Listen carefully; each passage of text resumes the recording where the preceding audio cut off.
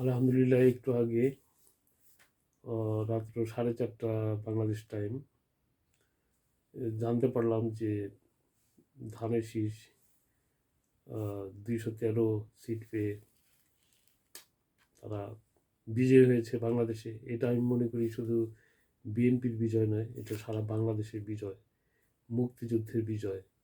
এটা আমাদের অস্তিত্ব, আমাদের সার্বভৌমত্বের বিজয়। আমরা অনেক অনেক রকম টেনশনে আমরা ছিলাম যে কি হবে, এবং নানা ধরনের চক্রান্ত আমরা অনলাইন পত্রিকায় দেখতেছিলাম।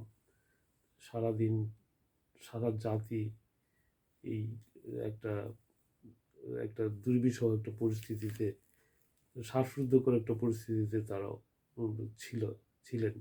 যাই হোক, সবাই সহযোগিতায় এবং আল্লাহর অশেষ রহমতে এই ধরনের সুন্দর সফলভাবে একটা নির্বাচন হয়েছে অনেক দিন পর বাংলাদেশে, যেটা মানুষ ভুলে গেছে কবে সর্বশেষ ভোট দিয়েছিল।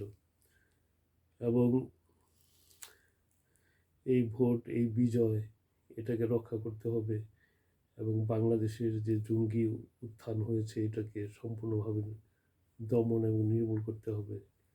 বিএনপির অনেক কাজ, ক্ষমতা নেওয়ার নিয়ে তারা যদি সুন্দরভাবে দেশ পরিচালনা করতে পারে এবং আমাদের স্বার্থ রক্ষা করতে পারে, আমরা যারা বাংলাদেশপন্থী, আমি কোনো দল করি না, আমি বিএনপিরও না, আওয়ামী লীগেরও না, জামায়াতেরও না, কোনো দলই আমি করি না। কিন্তু একজন সাধারণ নাগরিক হিসাবে আশা করি যে দেশটা সুন্দরভাবে চলবে এবং নেক্সট নির্বাচন, পরবর্তী যে নির্বাচনগুলি সেগুলো সুন্দর সুষ্ঠুভাবে হবে এবং বাংলাদেশের শিক্ষা সংস্কৃতি এগুলো ঠিকভাবে স্বাধীনভাবে সবাই পালন করতে পারবে। এই 54 বছর পরে এসে আমাদের দেশের মানুষ, আমাদের দেশের শিল্পীরা কোণঠাসা হয়ে গেছে। আমার কাছে মনে হয় যে 15-20 বছর যাবৎ আমাদের সিনেমা, নাটক, জারি সারি, যাত্রা এগুলো সম্পূর্ণ বন্ধ হয়ে গেছে, বন্ধ হওয়ার মতো আর কি। তো শিল্পীরাও সবাই যারা একটু টাকা পয়সা কিছু ইনকাম করেছে সবাই বিদেশ চলে যায়, কেউ আমেরিকায়, কেউ কানাডাকে, বিভিন্ন দেশে। এটা তো হতে পারে না। একজন সংস্কৃতি কর্মী যদি দেশে না থাকেন তাহলে এই সংস্কৃতিটা কীভাবে বাঁচবে? সেই জন্যই এখন এই নির্বাচনের উপলক্ষে অনেক শিল্পীকে দেখতেছি যে তারা আমেরিকা থেকে এবং বিভিন্ন দেশের থেকে ঢাকায় আসছেন, দেশে আসছেন।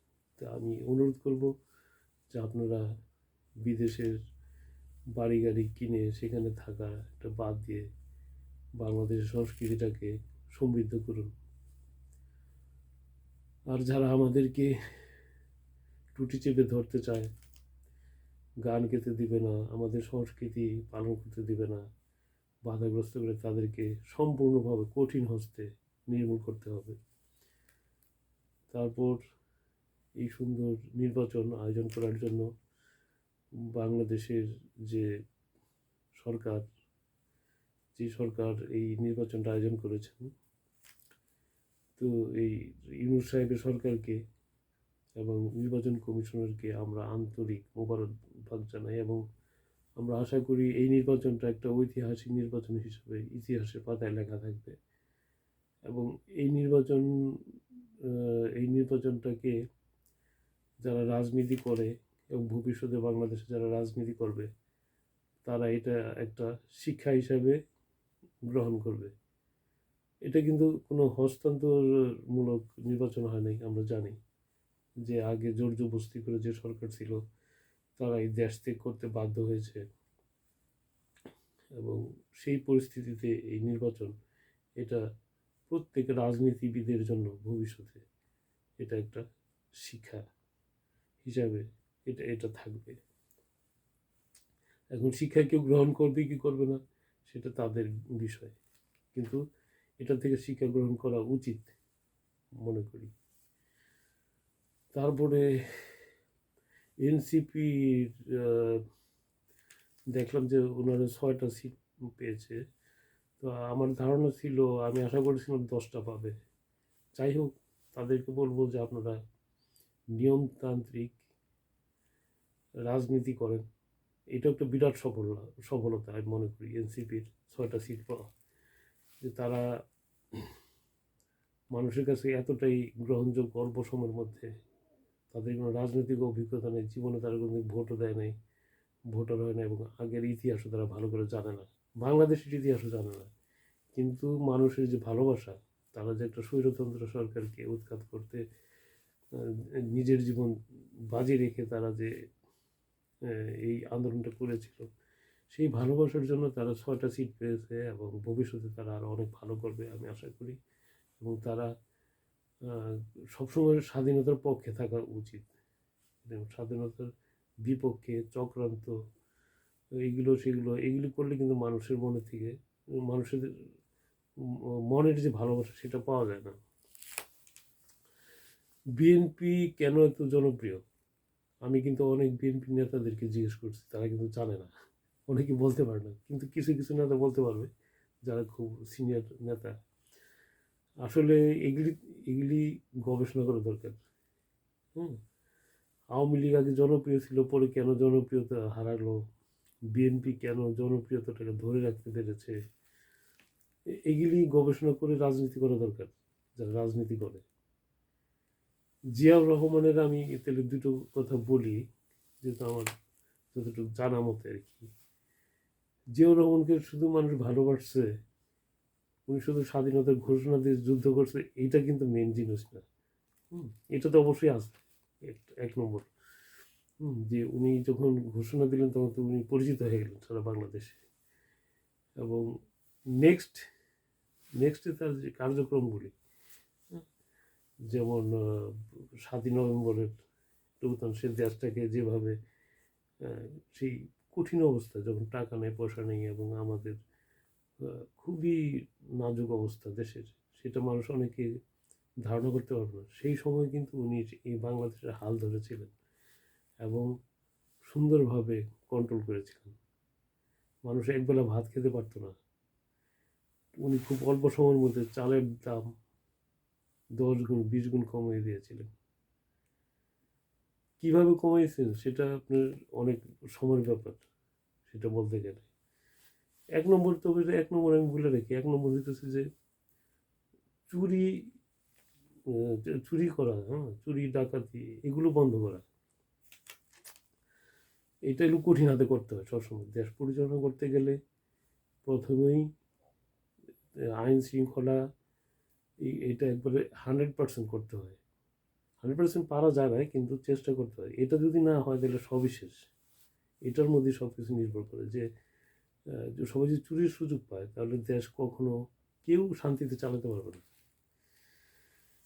তো আরেকটা জিনিস, জিয়াউর রহমান কিন্তু বিদেশে বাড়ি করেন নাই, গাড়ি করেন নাই। উনি কিন্তু হঠাৎ করে আঙুল ফুলে কলা গাছ হয়ে যান নাই, কিন্তু উনি কিন্তু অনেক উচ্চ বংশের ছেলে। ওনার ফাদার জিয়াউর রহমানের যে পিতা, উনিও কিন্তু অনেক সম্মানী এবং অনেক অর্থ সম্পদ ফ্যামিলির ছেলে উনি। উনি কিন্তু দরিদ্র ঘরের সন্তান না। তো তারপরেও উনি যখন উনি মারা গেলেন, ওনাকে মারা হলো চট্টগ্রামে, ওনার কিন্তু সম্পত্তি কেউ কিন্তু আজ পর্যন্ত